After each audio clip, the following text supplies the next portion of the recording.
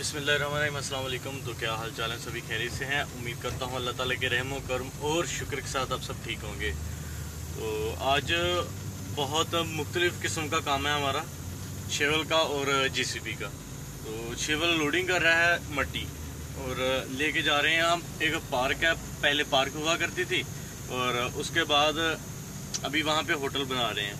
तो इधर शेवल का काम है और अंदर में JCB का काम है। और शेवल तो लोडिंग कर रहा है और अंदर JCB है जो कि वो लेवल करेगी। तो मैं आज आपको इस वीडियो में बताऊंगा कि वो कैसे लेवल करते हैं। मेरे चैनल को सब्सक्राइब करें, वीडियो को लाइक करें और बेल आइकन को प्रेस करना बिल्कुल भी मत भूलिएगा। तो अभी गाड़ी लेके चलते हैं अंदर।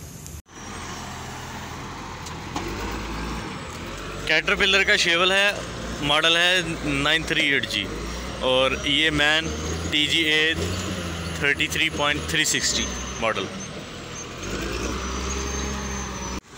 ये वाला रास्ता सिर्फ ये छोटा सा।